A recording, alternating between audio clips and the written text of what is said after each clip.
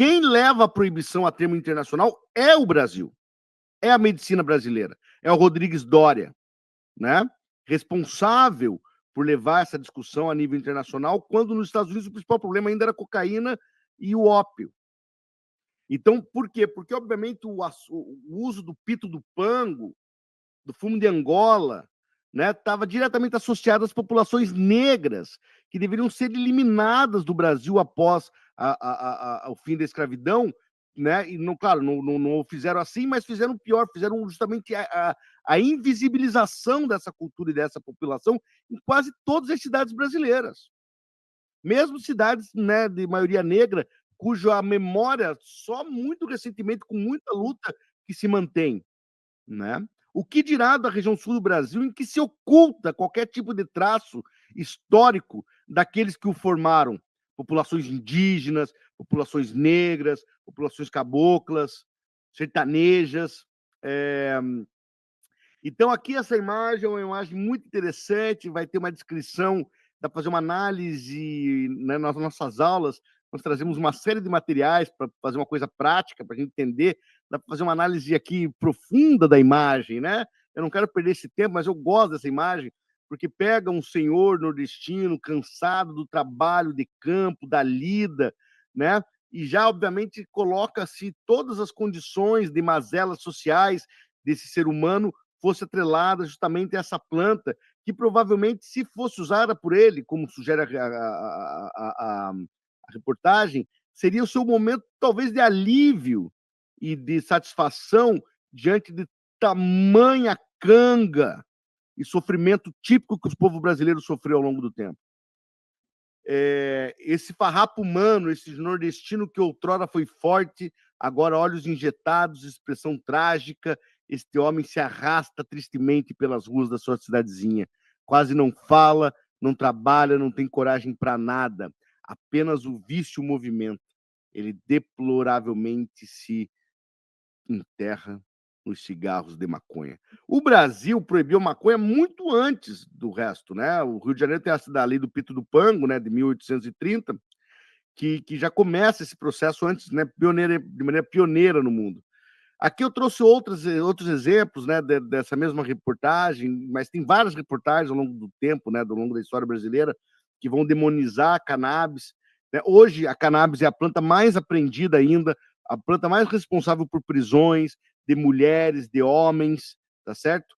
A planta mais, a droga mais comercializada, né? Então, ou seja, a gente está falando de um problema real e contínuo. Aqui vai ter uma descrição, né? Vale a pena ler. Eu sempre dou engraçado, eu trago ela porque eu gosto muito dessa aqui, que é: este aqui já não pode mais fugir do vício, anseia pela maconha, começa a tragar de mansinho, com técnica, devagar. Eu gosto porque é uma descrição meio que etnográfica, ele está descrevendo a prática, né? Claro que marcada pelo preconceito, marcada pela misoginia, né? Pelo higienismo racial da época, né? Pela cosmofobia. Baforadas longas, a maconha vai tomando conta dele. Ele puxa mais e mais o cigarro que embriaga. Tudo começa a girar ao redor, a vida exterior desaparece, ele adormece num cheiro profundo de morte. Então, o que nós vemos, no fim das contas, meus amigos, é que há um regime de verdade e de cruzada moral, ainda pela cannabis. E como uma forma só de, digamos assim, finalizar minha fala, queria fazer uma pequena síntese desse julgamento do STJ para mostrar que ainda lá, ainda que numa decisão que nós comemoremos, decisão do STJ, do STF, que nós comemoremos, porque 40 gramas, porque 6 pés, ainda lá há o germe, né? Ainda lá a gênese do pânico moral, justamente porque há uma certa contenção diante dos dados e diante da realidade. Como quem dissesse: olha, nós sabemos que tudo isso é verdade, nós sabemos de tudo, mas nós não podemos entregar tudo ainda, porque, né, porque as pessoas têm pânico, têm medo, porque tem um negócio em torno da proibição ainda. E nesse caso do STJ, né, embora nós podemos reconhecer vários pontos positivos, várias teses jurídicas que foram fixadas, que são bem interessantes, né? Mas você criar uma deliberação, né, que permite apenas órgãos industriais, uma série de regulamentações que assim virão, provavelmente constrangendo o cultivo de cannabis por aqueles que mantiveram uma cultura ao longo do tempo, mesmo sendo perseguido, mesmo à base da canga, da violência, da porrada, da polícia, daquilo que configura a realidade brasileira, né? Que é essa pax romana, essa pax do não pode falar, né? Foram os cultivadores de cannabis, os cultivadores tradicionais, né? Das comunidades, hoje que nós podemos chamar de agricultura doméstica, agricultura quilombola, agricultura de quilomba, de roça indígena, ou seja, é esse tipo de prática que deveria estar sendo resguardada, pelo contrário, essa continua sendo negada em nome de um medo, de um pânico agora que já não é mais o pânico da cannabis, que é o pânico do THC. Não, porque não só pode se for 0,01, porque mais que isso, né, vai deixar a pessoa doidona, a super maconha. Né? Aqui eu moro em Pelotas, é muito engraçado, porque eu moro 100 quilômetros da fronteira com o Uruguai. No Uruguai é legalizado. Aqui não é legalizado, né, em termos amplos, né? Há um processo de legalização ocorrendo, mas cada vez mais industrial. Por isso que é importante que nós, nesse Congresso, nos unimos. A gente cria uma união, uma prática, monções, uma atuação que dispute também esse regime de verdade. E lá no Uruguai, o cara tem a maconha normal, né? A murruga, a flor, né?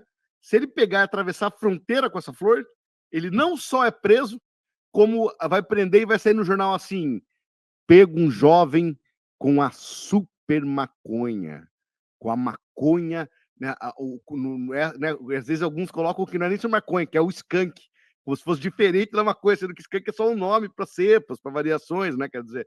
Então, ou seja, é um desconhecimento absoluto, típico de quem você tem pânico, tipo do momento de pânico, dessas situações que se usa com medo, e esse desconhecimento absoluto ainda está perpassando o judiciário, ainda que nós tenhamos avanços, esses avanços são tacanhos, não que nós não precisemos comemorá-los, temos que comemorar, são bastante importantes para nós, mas não é nem o começo do que nós queremos, porque o que nós queremos não tem nome. O que nós queremos é algo único na história brasileira, porque o Brasil é único. Só aqui teve 400 anos de escravidão negra. Então, o que nós queremos é reparação histórica, não só das comunidades, mas da história da planta, né, que seja declarada como patrimônio imaterial do Brasil, né, a nossa manga rosa, que lá nos Estados Unidos virou White Widow, pô, né? Patrimônio histórico e material, patrimônio material também, porque é a nossa planta, aqui tem mais de 500 anos de história nesse solo. Sobretudo, é crucial que nós cada vez mais lutemos pela liberdade e a possibilidade de semeá-la, independente das indústrias. Sim, as indústrias precisam ser liberadas, ter regulamentação específica para típicos práticas de indústria, que vai vender para um monte de gente. Mas o cultivo doméstico, associativo, os clubes canábicos, as possibilidades das mães, dos pais, dos pacientes, de todas as possibilidades de se desenvolver uma nova economia, uma economia verde, uma economia com possibilidade. Isto ainda, meus camaradas, não foi feito. E talvez não seja nem feito por mim, ou pelo doutor Constantino, ou pela doutora Bianca. Sim, estamos lutando. Isso terá que ser feito por todos nós, por aqueles que virão e seguirão na luta, porque no Brasil nós sabemos, não é fácil acabar com as coisas. Nós fazemos coisas para inglês ler, para inglês ver. Tradições, né, marcadas pela violência, como a da proibição das drogas, há de perdurar muito tempo. Mas nós lutaremos até o fim, defenderemos cada vez mais a cannabis, o seu uso, o uso né, a importância dela em termos socioambientais, em termos culturais, e, dizendo assim, lutemos nesse regime, nessa luta por um regime de verdade. Lutemos para que a cruzada moral não seja feita por aqueles que lucram com a morte e com o sofrimento dos outros, mas que sim que sejam feitos por pessoas, né, que levam o coração e a empatia, né, na ponta da chuteira, como o Padre Ticão, como o doutor Eliane, como o doutor Schiavon, como todos esses aí que nos orgulham, como o doutor Carline e tantos outros que, na coragem da verdade, lutaram até o fim e lutam até o fim pela liberdade da planta. Dito isso, eu agradeço imensamente o espaço para apresentar um pouquinho só das nossas pesquisas, das nossas reflexões. Eu trago ao fim ainda alguns referenciais bibliográficos, tá? Aqui tem minhas redes sociais, meu e-mail, vocês fiquem sempre à vontade.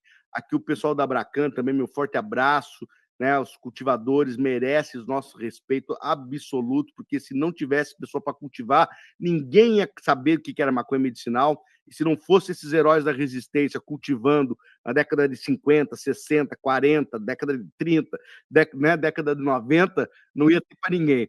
Então, meu salve de palmas a todos vocês aí que estão, e um forte abraço a todos. Fico aberto a perguntas, questões, né? Desculpe chateá-los durante tanto tempo. Chateá-los nunca! Muito obrigada, Akhenaton. Tu trouxeste os pontos assim, muito importantes. Os growers são os verdadeiros guerreiros dessa causa, né? Começam